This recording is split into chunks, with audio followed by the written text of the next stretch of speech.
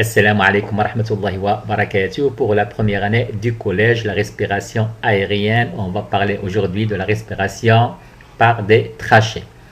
Activité 1, déterminer les structures des voies respiratoires chez le criquet. Pour cela, on va observer un criquet vivant. Comme vous le constatez, son abdomen effectue des mouvements. On le voit très bien, l'abdomen se gonfle et se dégonfle, effectivement. Voilà. On se demande bien sûr quel est le rôle de ces mouvements effectués par l'abdomen du criquet.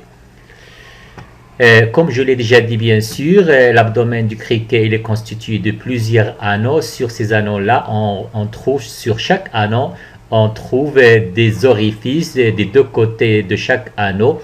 Ces orifices-là, on les appelle les stigmates.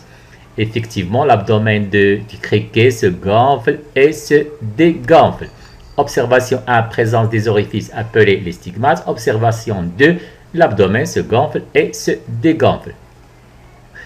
C'est déjà dit bien sûr, l'abdomen du criquet constitué de plusieurs anneaux. Sur chacun, on retrouve ces stigmates, ces petits orifices, comme je l'ai déjà dit. Donc, pour montrer le rôle de ces mouvements au niveau des mouvements effectués par l'abdomen que nous avons déjà vu, et aussi le rôle de ces orifices-là qu'on a appelés les stigmates, on va, comme vous allez le constater, je vais déposer du vernis sur ces stigmates-là pour voir, pour bien sûr montrer le rôle de ces, bien sûr, le rôle du vernis, c'est d'empêcher la pénétration de l'air. Résultat obtenu, comme vous allez le constater, le criquet meurt par asphyxie. Donc, la conclusion qu'on peut en tirer, c'est que ces orifices-là, ces stigmates-là, bien sûr, ce sont des orifices respiratoires par lesquels, bien sûr, pénètre l'air riche en dioxygène. Et bien sûr, les mouvements effectués par l'abdomen, ce sont des mouvements respiratoires.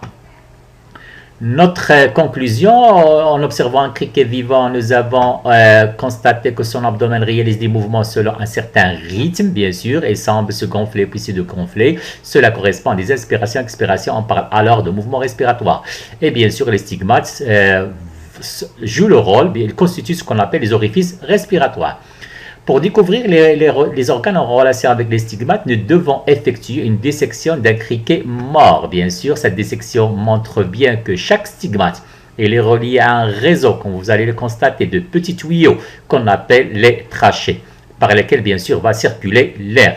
Chaque trachée elle-même elle se ramifie en plusieurs trachéoles, bien sûr, qui constituent, comme je l'ai déjà dit, un réseau qu'on retrouve dans tout le corps de notre criquet. On peut retrouver aussi des sacs aériens. Effectivement, la dissection de l'abdomen d'un criquet mort montre que chaque stigmate, de chaque stigmate par un tube argenté appelé trachée qui se ramifie de plus en plus dans toutes les parties du corps et se termine soit par des sacs aériens, soit bien sûr en arrivant directement à tous les organes du criquet. Effectivement, lors de l'inspiration, quand l'abdomen se gonfle, comme vous le constatez, ceci va permettre l'entrée de l'air riche en dioxygène. Celui-ci va passer par les trachées puis les trachéoles pour atteindre les muscles, tous les organes bien sûr. Dans ce cas-là, on a pris l'exemple des muscles. Donc, les échanges gazeux se font directement entre les organes bien sûr et l'air, entre les cellules et l'air, puisque les organes sont constitués de cellules. Un schéma qui représente ce que nous avons déjà dit. Donc, l'air riche en dioxygène va pénétrer par les stigmates, va passer par les trachéoles pour atteindre, bien sûr, les organes. Pénétration, échange gazeux, bien sûr, avec pénétration du dioxygène de l'air vers les cellules. Et bien sûr, le CO2 va quitter les cellules pour revenir, bien sûr, à l'air qui sera, bien sûr,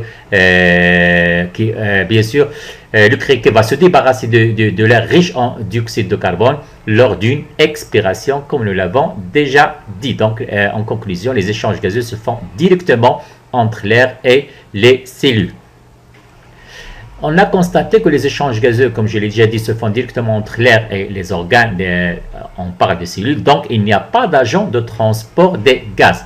Effectivement, chez les insectes, on ne parle pas de sang, mais plutôt de ce qu'on appelle l'hémolymphe.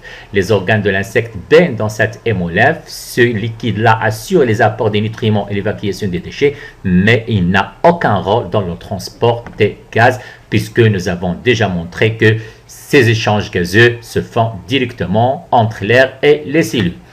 Les insectes aériens à appareil respiratoire, on parle de respiration trachéenne, la protection invaginée puisque les trachées sont invaginées à l'intérieur du corps bien sûr du criquet. L'épaisseur 4, je m'excuse, l'épaisseur 4 nanomètres, la ventilation il est bidirectionnelle, le même trajet par lequel passe l'air riche en dioxygène va passer, bien sûr, va ressortir l'air riche en dioxyde de carbone, circulation. Pas de transporteur de gaz, bien sûr, les insectes possèdent un hémolave. Celui-ci, bien sûr, ne joue aucun rôle dans le transport de gaz. Et enfin, l'efficacité des échanges, elle est bonne. Activité 2, déterminer le mécanisme de respiration chez le ditique et chez la nèpe. Bien sûr, il y a un certain nombre d'animaux qui vivent dans l'eau, mais qui respirent dans l'air. Nous avons le ditique, nous avons la limnée, la nèpe et aussi les larves des moustiques. Pour le cas du ditique, comme vous allez le constater, celui-ci va bien sûr monter à la surface de temps à autre, comme vous allez le voir. L'extrémité de son abdomen, elle est bien sûr en contact avec l'air, donc il peut faire pénétrer de l'air bien sûr riche en dioxygène et faire sortir l'air riche en dioxyde de carbone. Effectivement, le ditique est un insecte qui vit dans l'eau, mais il monte de temps à autre à la surface et il fait sortir l'extrémité de son abdomen, bien sûr, pour respirer. Voyons ce qui se passe. Effectivement, dans un premier temps, comme vous allez le voir, il va abaisser ses ailes pour faire sortir l'air riche en dioxyde de carbone, effectivement.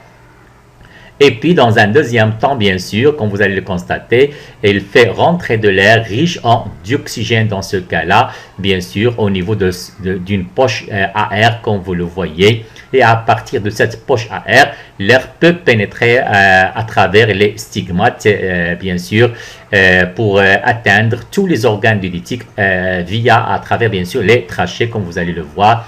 Lui aussi, le ditique, il a une respiration trachéenne. Effectivement, pour respirer, le ditique remonte de temps à autre à la surface et sort l'extrémité de son abdomen et en soulevant légèrement les élytres, ce sont les ailes, fait entrer de l'air, ce qui lui permet de respirer pendant un bon moment. Comme tous les insectes, bien sûr, la respiration se fait par les stigmates. Pour le cas de la nèpe, son abdomen se prolonge par, comme vous le constatez, un siphon, un long siphon, qui va mettre en contact de l'air, sa tête est en bas, le siphon est au contact de l'air, donc il va, grâce à ce siphon-là, peut bien sûr faire pénétrer de l'air riche en dioxygène et faire sortir bien sûr l'air riche en dioxyde de carbone. Voilà, effectivement. Alors, notre nèpe, comme je l'ai déjà dit bien sûr, son abdomen se prolonge par un long siphon constitué de 2 demi-gouttières, comme vous le constatez. Donc, en contact de l'air, l'air va passer à travers grâce à ce siphon, bien sûr, comme on le voit. Effectivement, la nèpe remonte à la surface, elle aussi, pour respirer. Elle est obligée, bien sûr. Elle a la tête en bas et tout son corps est dans l'eau. Seule l'extrémité de son siphon, bien sûr, va sortir de l'eau pour lui permettre, bien sûr, de faire rentrer, comme je l'ai déjà dit, bien sûr, de l'air riche en dioxygène et faire sortir l'air riche en dioxyde de carbone. La nèpe, elle aussi, elle a des trachées, donc elle a une respiration trachéenne. Le criquet, la nèpe, le ditique, tous ces trois insectes, bien sûr, ils ont une respiration trachéenne, mais à chacun sa façon de faire, bien sûr, rentrer de l'air. Merci.